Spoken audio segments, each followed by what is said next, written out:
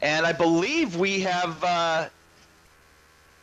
Scott Speed's going to join us here in a moment. Tim's trying to track him down.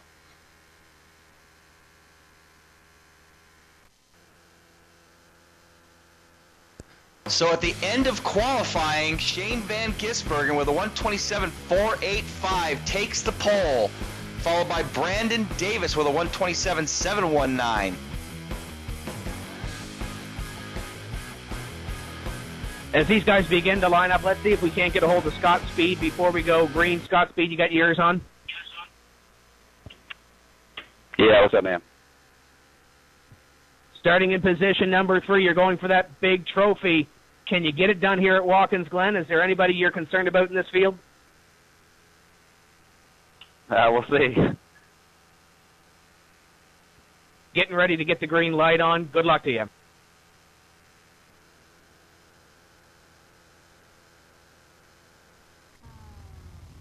I have to pee. All right, there was Tim Terry with Scott Speed. Not much to say. He's focused, ready to go. Launch control, right? These guys are getting ready to, green flag's getting ready to drop. Yeah, it's the lack of. And as are a lot of these drivers, Darren, want to get them focused. I see a couple of drivers on the grid saying good luck. They've got 40 seconds left before they put on the green light. Those guys are focused ahead of them right now, and not what anybody's saying on the radio. Don't forget to put the clutch in. Thanks for that. Why don't we just listen in here, Tim, see what these guys have to say.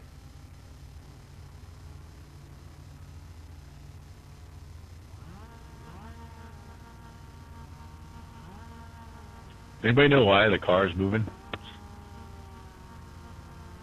I thought it was because I was on beer number 12. I think that's the raw horsepower.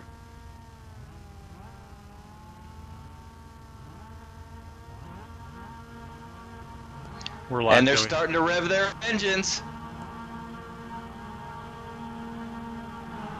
And here we go. 10 laps at Watkins Glen. Don't give me a stop and go. I just didn't know what I was doing. I just lurched before the green. It looks like everybody's got away clean from the starting line, Darren. It's just a matter if they can get through turn number 1 clean. Ooh, Scott Speed almost got into the back of Van Gisbergen. No, sorry, that was Davis, but clean so far, so good. Oh, see a little bit of trouble. Looks like the 17 got around.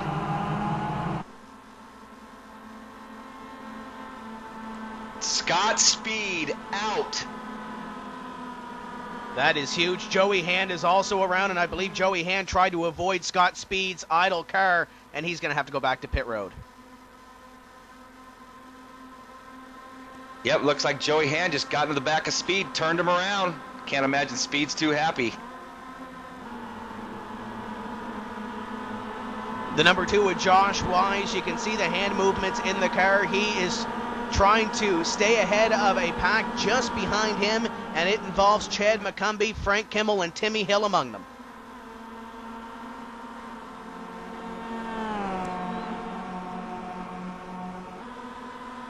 Comes at 21 of Matt Plum. Oh, getting past actually by Curran. This is no good. I have a 2-minute tow time. Plum will have none of it though, trying to pass him back. Oh, the outside. Oh, these guys are going at it, not letting anything back at this point as they are going for every single position. Are we going to see 3 wide here? I think we might. They are going for it into turn 1. Oh, there's a turn up here, guys. Oh, Josh Wise gets involved. Oh, Timmy Hill hard into the tires. They're not done.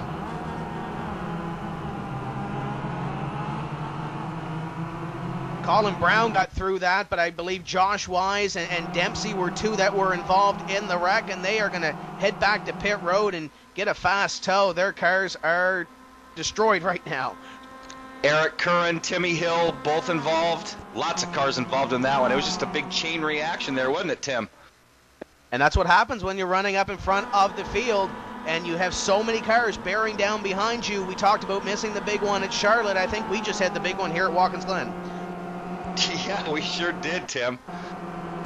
Joey Logano battling for the 4th spot.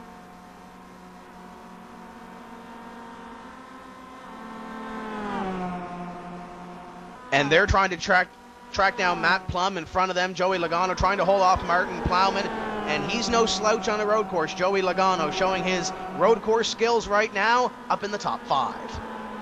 Yeah, he's looking really good.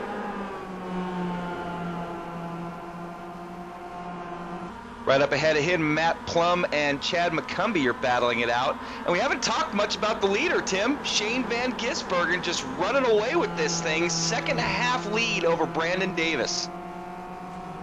Oh, McCumbee got up into the berm in corner number 1. He has to chase that car up, and Matt Plum is right there looking to make a move on Chad McCumbee for position number 3. Fantastic battle.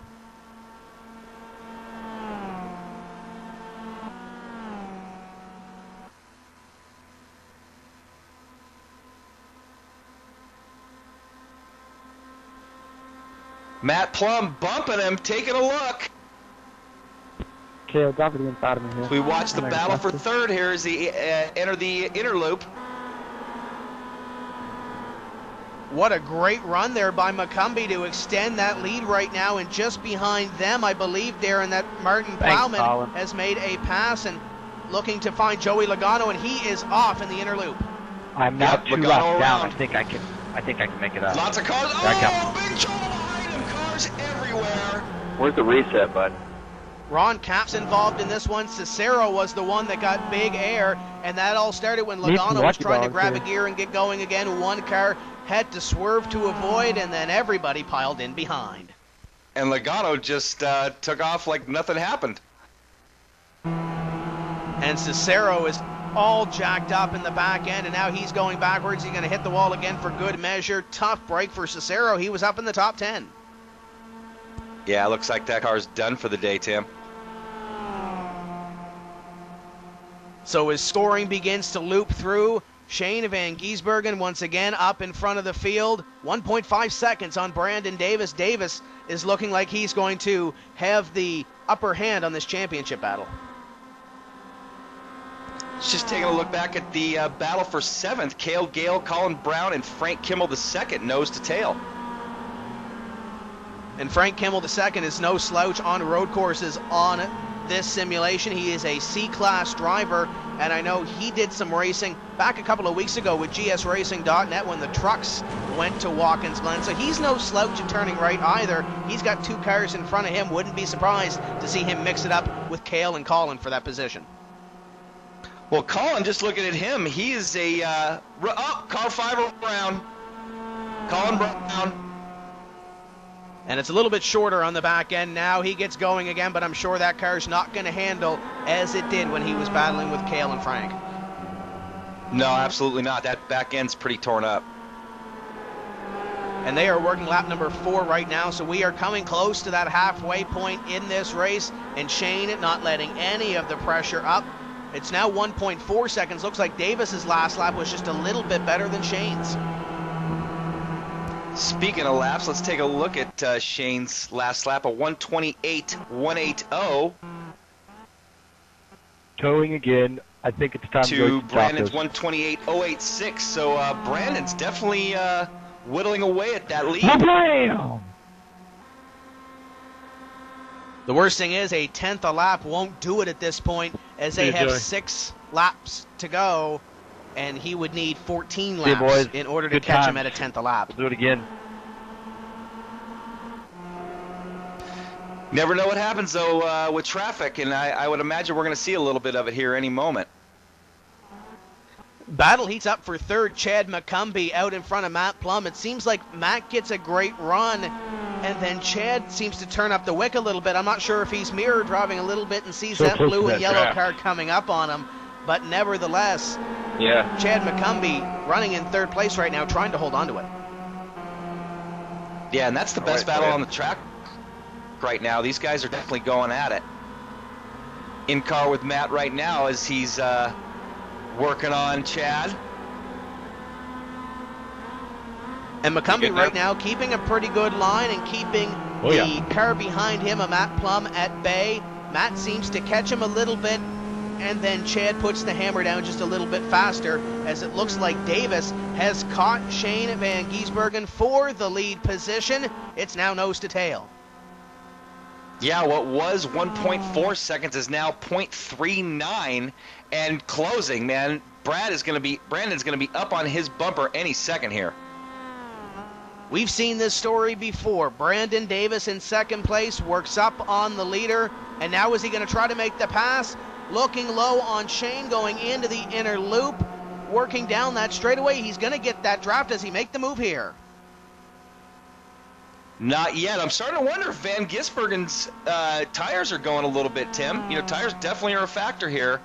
And 10 laps, not so much, but if Van Gisbergen was pushing a little too hard and Davis was holding back, that could be a difference. Van Gisbergen out by about 3 car lengths on Brandon Davis, and that lead, as we mentioned before, was well over a second and a half. So he's lost that now. Maybe he was pushing the car a little bit harder than he should have been, or the car wanted to go, I should say. And now he has Davis right behind him, and Davis licking his chops. I know he wants that overall championship to take away the $1,500 for his charity, but I'm sure he wants the race win too. Absolutely. And speaking of licking his chops, they got lap car of Cicero coming up right ahead of them, so he could definitely come into play.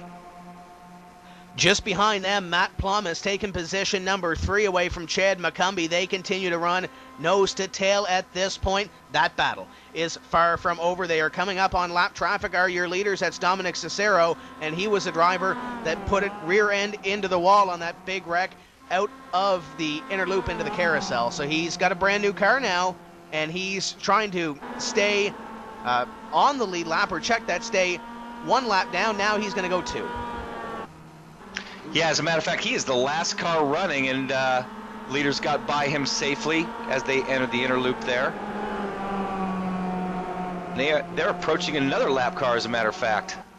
And that is Coleman Presley. Presley right now tail end of the lead lap at this point, so he's trying to stay on the lead lap in position number 16, but Shane closing in on him.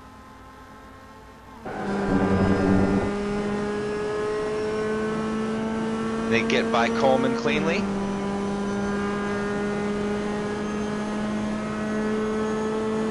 So they'll come by this time and have 3 laps remaining. If you're Brandon Davis, you know you can get the draft on Shane going down one of these straightaways. Where's the passing zone here to really make that move for the win, and when does he make it?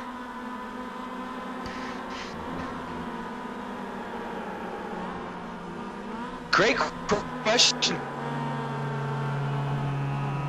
Tim.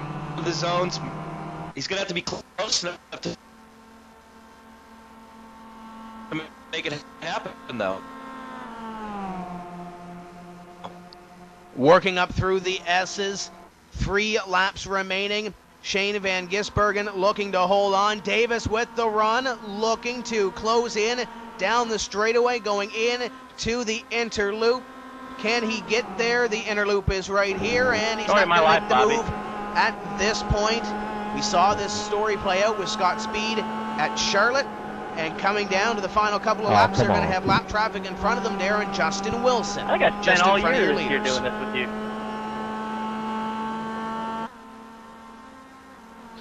Yeah, Justin was running some pretty decent times. I was looking 129s, so hopefully he doesn't make a difference in this. I would imagine he'll pull over if these guys get too close. Lots of chatter going on with these guys. Bobby Labonte, Landon Castle now talking. They're running 9th and 10th. This way, isn't it? Yep.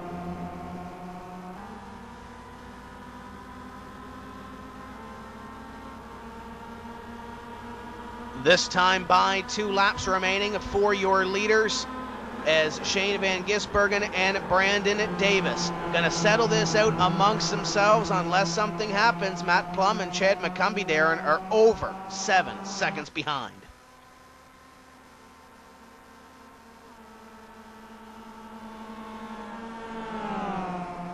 I think he's going to wait to make a move, and they're coming up on Justin Wilson, too. Yep, Justin's pulling over for him.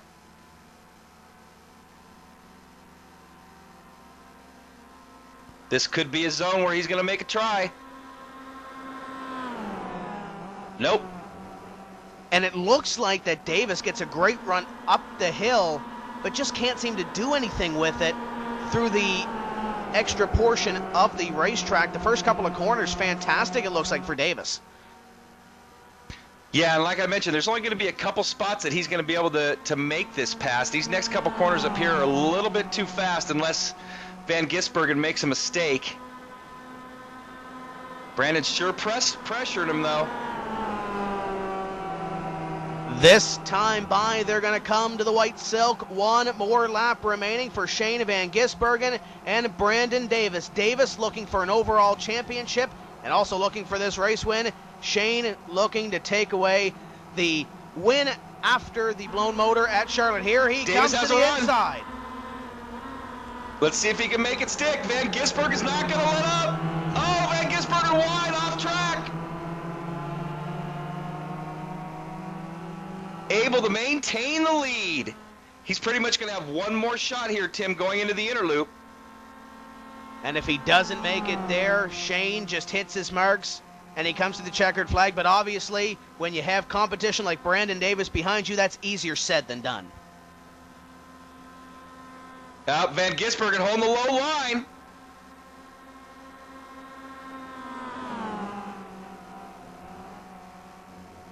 What a great battle. Great clean battle through the inner outer loop into the carousel here for the last time.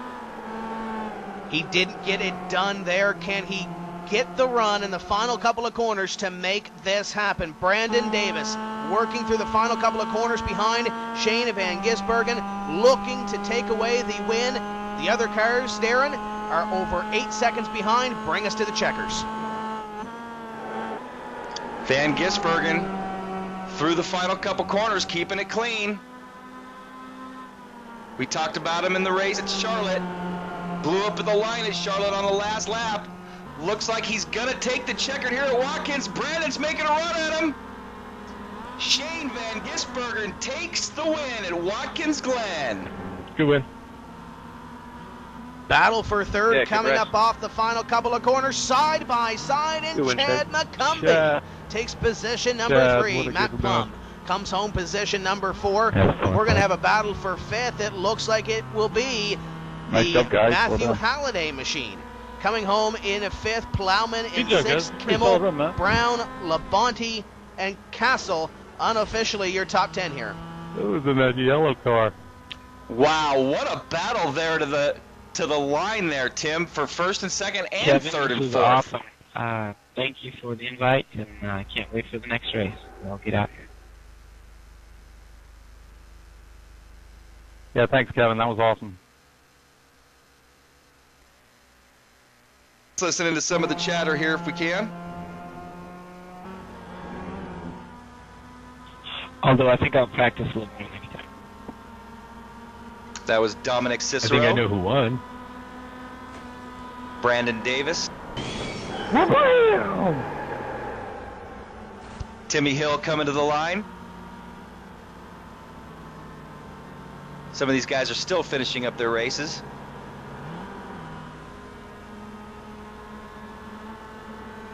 Thanks, sir. Looks like Brandon Davis is going to be our champion today.